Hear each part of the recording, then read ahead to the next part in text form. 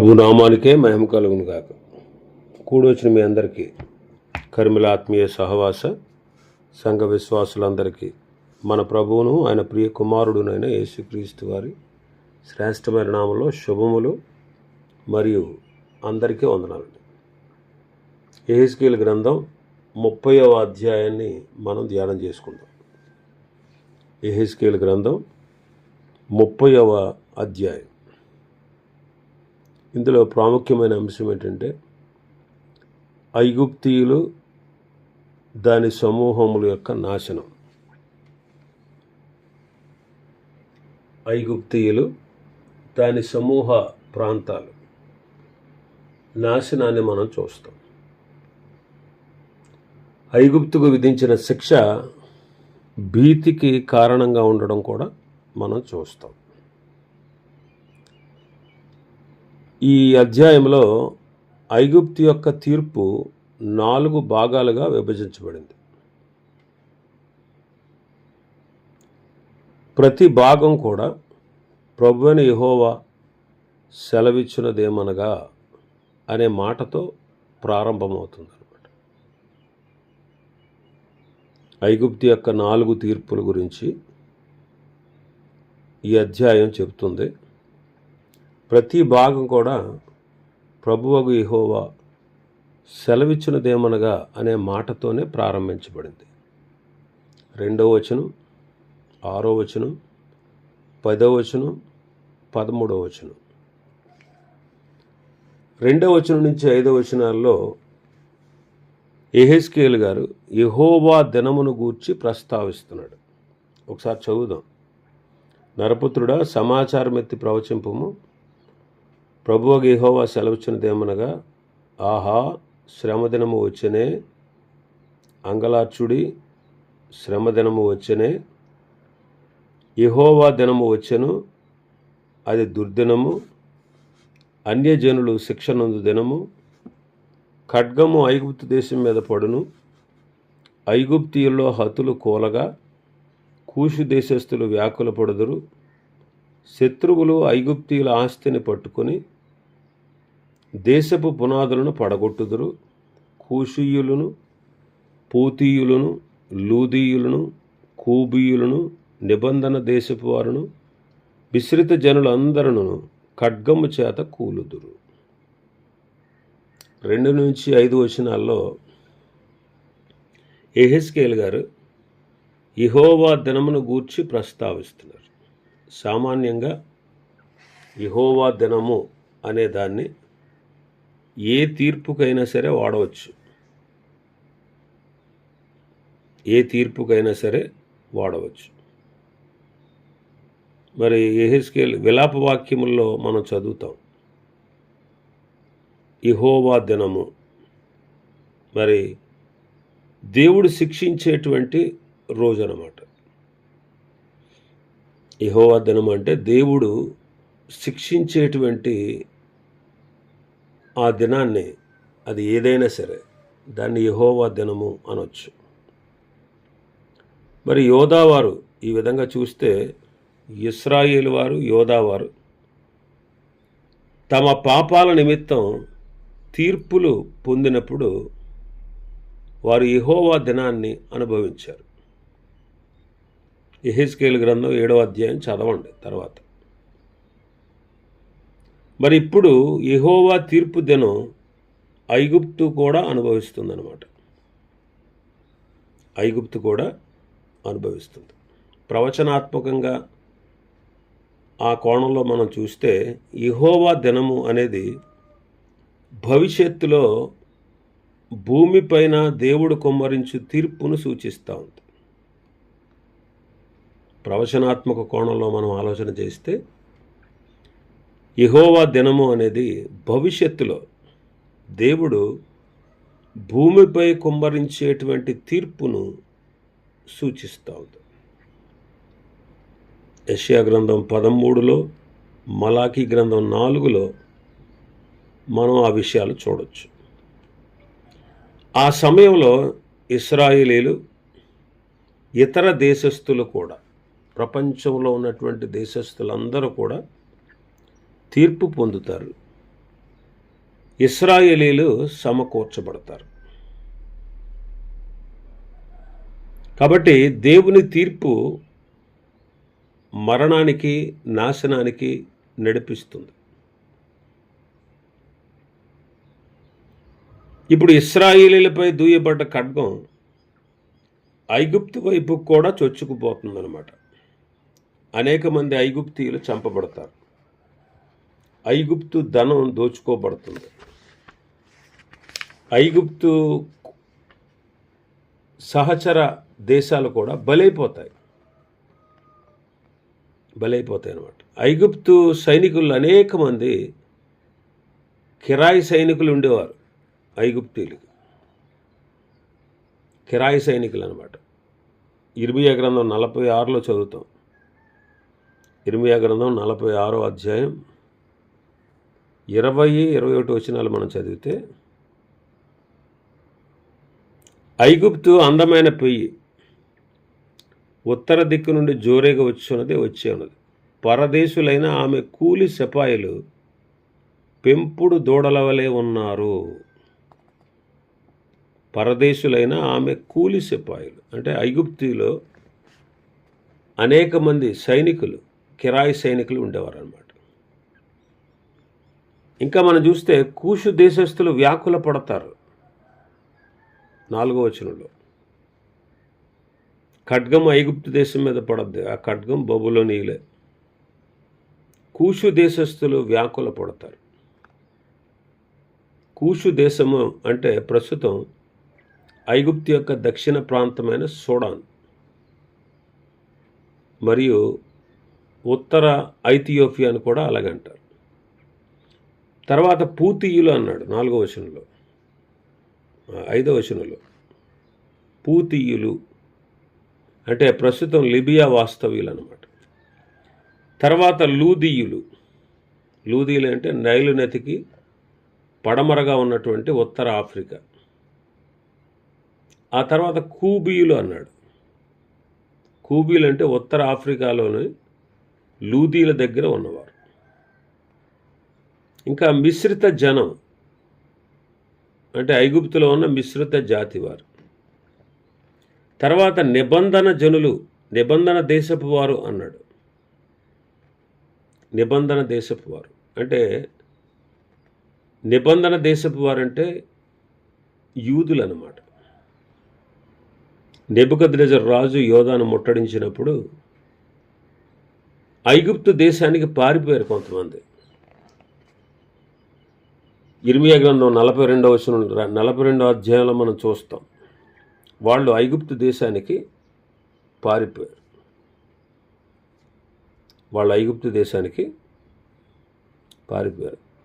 అక్కడ ఉండమని ప్రవక్త చెప్పాడు. మీరు ఇక్కడే ఉంటే బబులోనీలకు భయపడకండి, మీరు ఇక్కడే ఉంటే బాగుంటుంది, మీరు ఇక్కడే ఉండండి అంటే మిగిలిన జనుల్ని వదిలేశాడు నెబుకద్నెజరు రాజు. బలహీనుల్ని, బీదల్ని వాళ్ళందరిని వదిలేశాడు. సైనికుల్ని, గొప్పవాళ్ళని, రాజకుటుంబీకుల్ని, జ్ఞానుల్ని వీళ్ళందరినీ తీసుకెళ్ళిపోయాడు. మిగిలిన బేదా బెక్క వాళ్ళని వదిలేశాడు. వాళ్ళ మధ్యలో ఇర్మియా కూడా ఉంటున్నాడు. ఇప్పుడు వీళ్ళందరూ అడిగారు ఇర్మియాని, ఇర్మియా ఏం చేయమంటావు అని అడిగితే ఇర్మియా అంటాడు, మీరు భయపడకండి, మీరు నెబుకద్నెజరు రాజుకు భయపడుతున్నారు. మళ్ళీ వస్తాడేమో, మిమ్మల్ని చంపేస్తాడేమో, మిమ్మల్ని చెర తీసుకుపోతాడేమో అని మీరు భయపడుతున్నారు. భయపడకండి, మీరు ఈ దేశంలో నివసించండి. ఈ దేశంలో మీరు నివసిస్తే దేవుడు మిమ్మల్ని క్షేమంగా ఉంచుతాడు, మీరు ఎక్కడికి వెళ్ళొద్దు అని ఇర్మియా చెప్పాడు దేవుని మాట ద్వారా. అయితే ప్రజలు ఏం చేశారంటే, అబ్బాయి కుదరదు, ఇక్కడ ఉంటే నెబుకద్నెజరు మళ్ళీ వస్తాడు, మేము చచ్చిపోతాం, కాబట్టి మేము ఇక్కడ ఉండం అని చెప్పి వాళ్ళు ఏం చేశారంటే ఐగుప్తు దేశానికి వెళ్ళిపోయారు. ఐగుప్తు దేశంలో ఆయా పట్టణాల మధ్యలో నివసించారు వాళ్ళు. ఐగుప్తు దేశంలో వాళ్ళనమాట.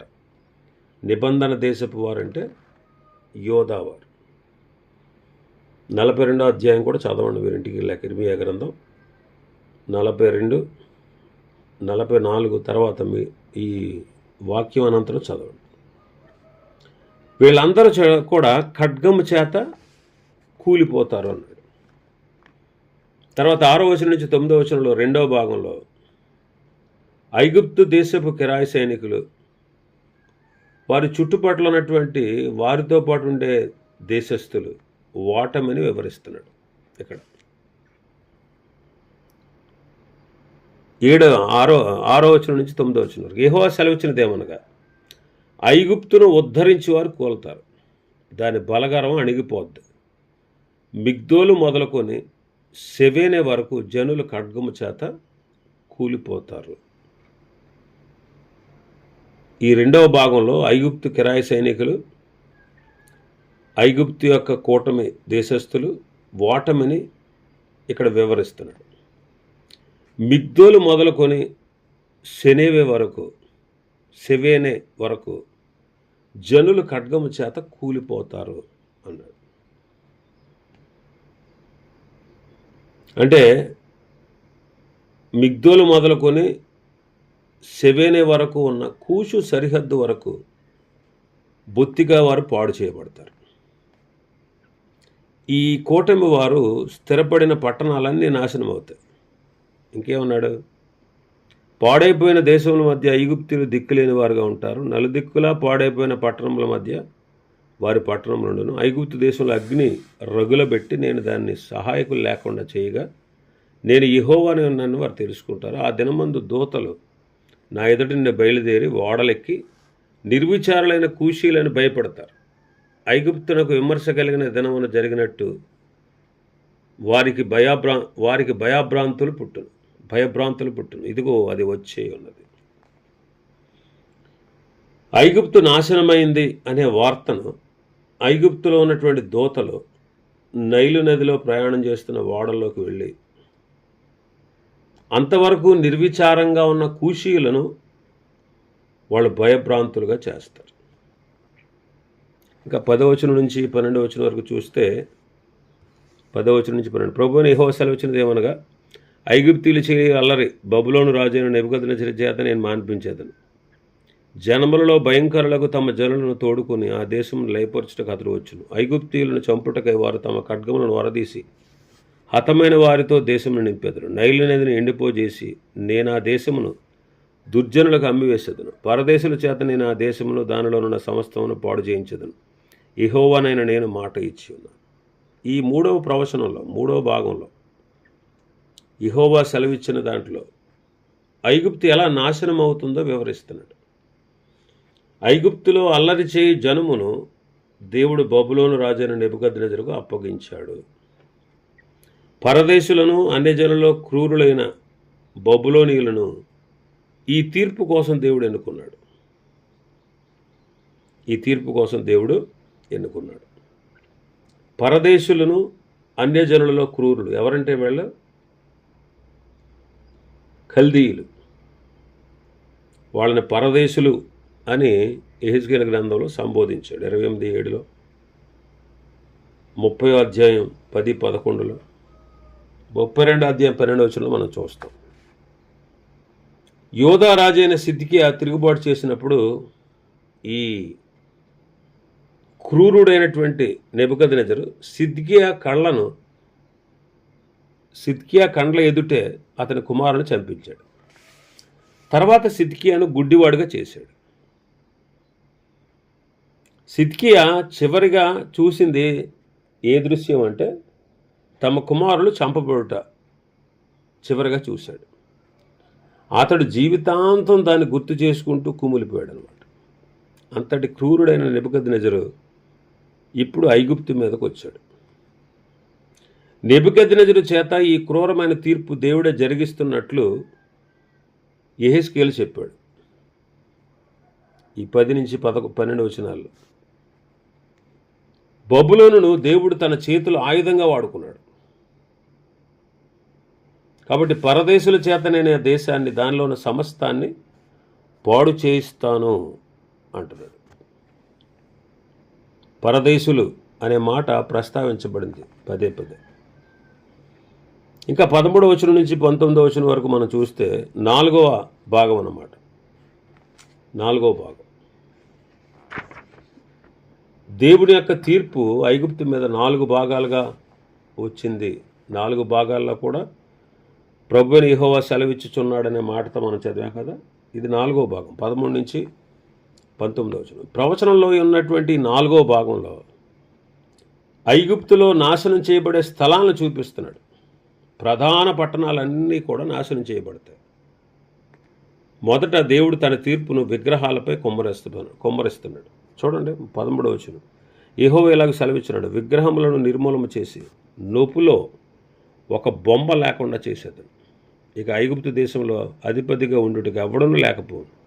ఐగుప్తు దేశంలో భయం పుట్టించేది అన్నట్టు.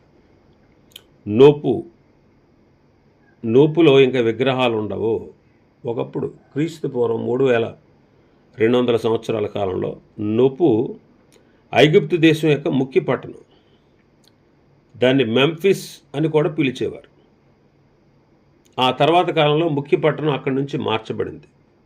ఒకవేళ అక్కడ మార్చబడినా కానీ అది దేవాలయాలు ఉండేటువంటి ప్రసిద్ధి చెందిన పట్టణంగా ఉండేది.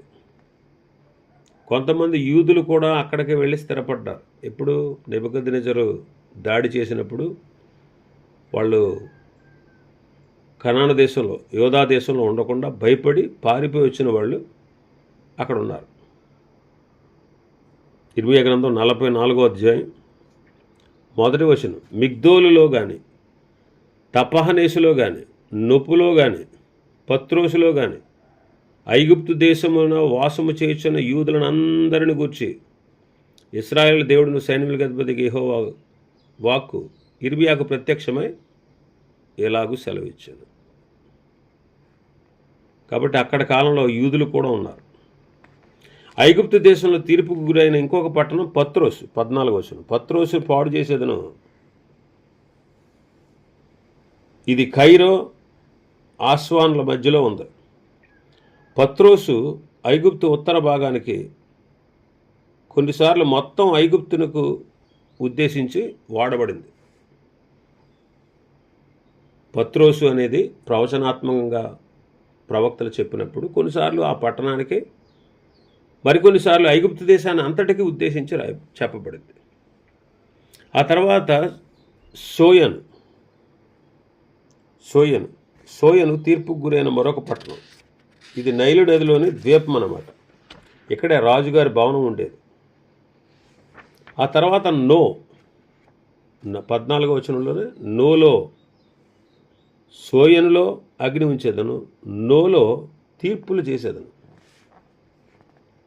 ఇది కైరోకు 600 కిలోమీటర్ల దక్షిణాన ఉంది. గ్రీకులు దీన్ని థీబ్స్ అని పిలిచేవారు.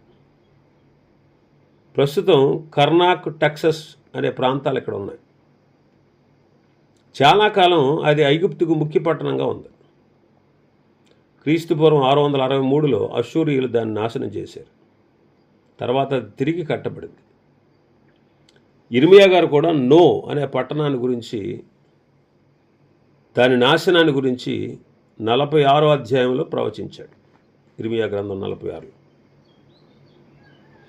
ఆ తర్వాత నోతో పాటుగా ఐగుప్తుకు కోటగా ఉన్న బలమైనటువంటి సీను అన్నమాట. 15వ వచనం. ఐగుప్తునకు కోటగానున్న సీను మీద నా కోపము కుమ్మరించేదను. సీను, దీనిని గ్రీకులు పెలేస్ అని పిలిచేవారు. పెలేస్ అంటే బురద అని అర్థం. సీను అన్న కూడా బురద అనే. ఇది మధ్యధరా సముద్రంలో ఉన్న ఒక ద్వీపం అన్నమాట. ఐగుప్తీయుల సైనిక స్థావరం ఇక్కడ ఉండేది. దాన్ని కూడా పాడు చేస్తాను అంటారు. ఇంకా 17వ వచనం నుంచి 18వ వచనం, ఈ రెండు వచనాల్లో ఇంకా 3 పట్టణాల గురించి రాయబడింది. ఓను, ఫీబేసేతు, తహపనేసు. ఈ 3 పట్టణాల గురించి 2 వచనాలు రాయబడింది. యోసేపు ఓనులో యాజకుడిగా ఉండిన పోతీఫర్ కుమార్తె అయిన ఆసెనతును వివాహం చేసుకున్నాడు. ఈ ఓనును గ్రీకులు హెలియోఫోలిస్ అని పిలిచేవారు. ఇది ఐగుప్తు ఉత్తరాన డెల్టాకు దిగువగా ఉందన్నమాట. ఐగుప్తు చరిత్రలో ఇది మత కేంద్రంగా, పుణ్యక్షేత్రంగా ఉండేది. ఐగుప్తు దేవతల గుళ్ళను గురించి ప్రస్తావించినప్పుడు ఓనును గురించి చెప్పాడు. ముఖ్యంగా అది సూర్య దేవతకు ఆరాధనకు ప్రసిద్ధి చెందినటువంటి పట్టణం. ఓనును గ్రీకులు అవెన్ అని కూడా అనేవారు. అవెన్ అంటే వ్యర్థము అని అర్థం. తర్వాత ఫిబేసెత్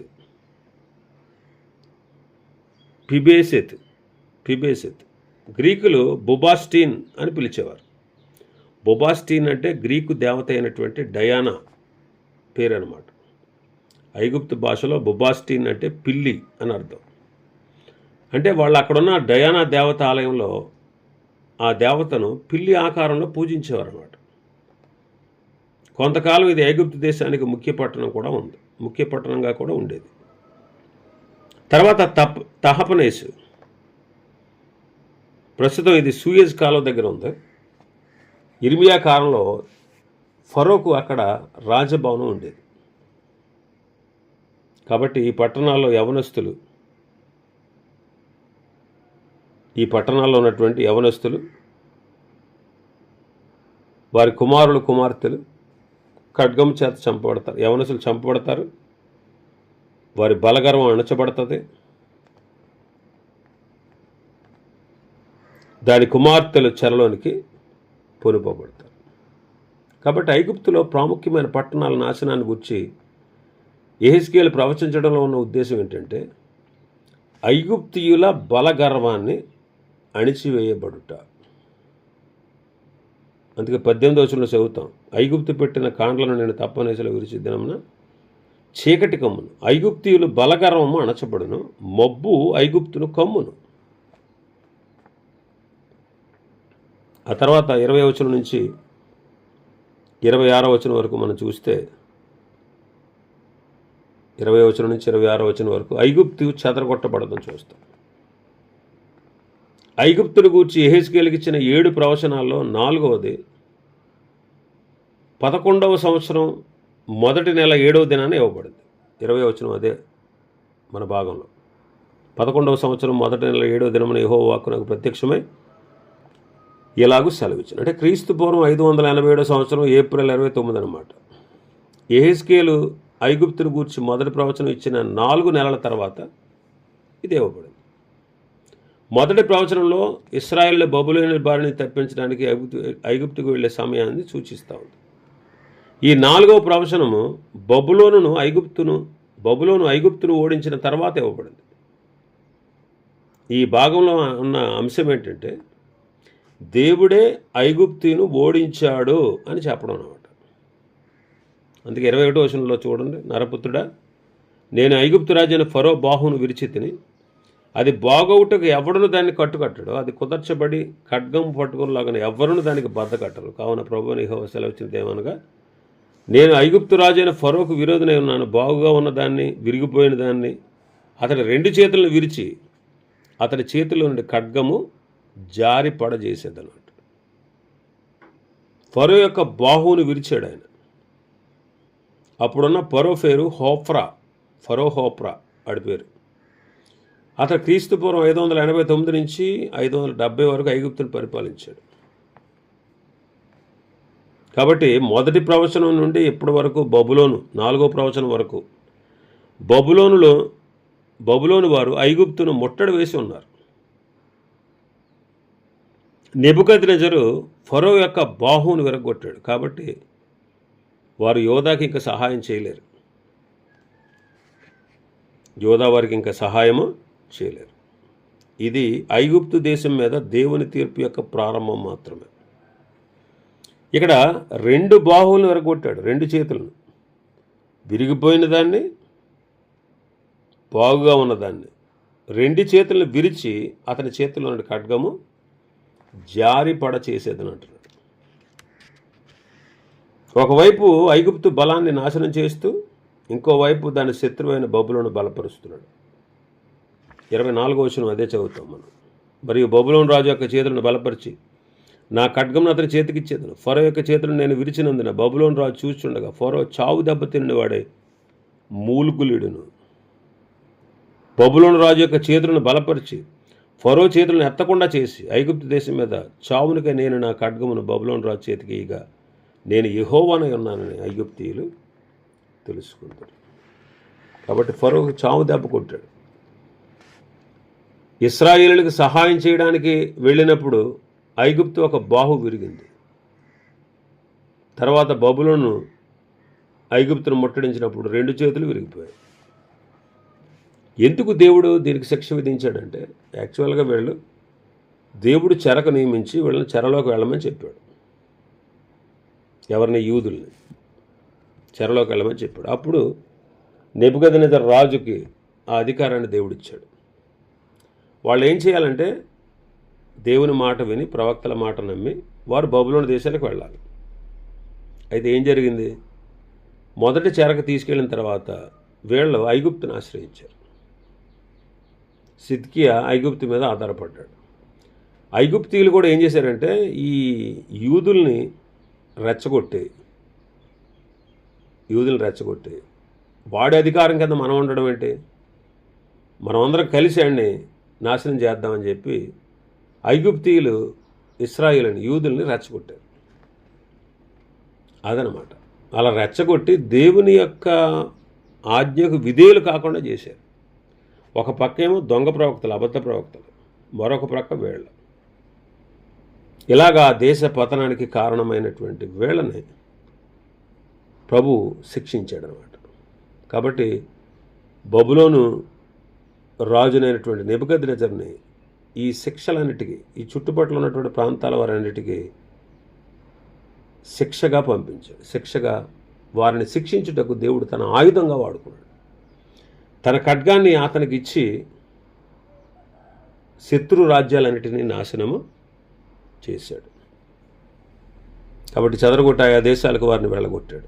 ఆఖరి వచనంలో మనం చదువుతాం, 26వ వచనం, నేను యెహోవానై ఉన్నాను వారు తెలుసుకున్నట్లు నేను ఐగుప్తీయులను జనములలోనికి చెదరగొట్టి ఆయా దేశములకు వారిని వెళ్ళగొట్టుదు. కాబట్టి ఐగుప్తీయులను చెదరగొట్టి ఆయా దేశాలకు చెరకు పంపించాడు. అక్కడ ఉన్నటువంటి వాళ్ళందరినీ హతం చేశాడు. అక్కడ యూదులు కూడా ఉన్నారు. ఇర్మియా ముందే చెప్పాడు, వద్దు అక్కడికి వెళ్ళొద్దు, మీరు ఇక్కడ ఉంటే బ్రతుకుతారు, క్షేమంగా ఉంటారు. మీరు ఐగుప్తుకు వెళ్ళాలనుకుంటే మీరు నాశనం అవుతారు. మీరు ఖడ్గము చేత, క్షామం చేత, తెగులు చేత కూలిపోతారు అని చెప్పాడు. కానీ చాలామంది వాళ్ళు వినలేదు. ఇర్మియా మాట వినకుండా ఐగుప్తు దేశం వెళ్ళి ఐగుప్తు దేశంలో నివసించారు. కాబట్టి ఐగుప్తీయులు కూడా చెరలోనికి వెళ్ళిపోతారు. యూదులతో పాటు ఐగుప్తు కూడా చెరలోనికి వెళ్ళింది. యూదులు ముందెళ్ళారు 30 సంవత్సరాల ముందు. తర్వాత ఐగుప్తీయులు వెళ్ళారు. వాళ్ళు 40 సంవత్సరాలు చెరలో ఉంటారు. ఆ చెర తర్వాత వారు విడుదల పొందుతారు. ఇవి ఈ అధ్యాయం ఉన్నటువంటి విషయాలు. ప్రభు చిత్తమైతే రేపటి దినం మరొక అధ్యాయాన్ని ప్రారంభించుకుందాం. దేవుడి వర్తమాన వాక్యాన్ని మన వినికిడిలో ఆశీర్వదించునుగాక.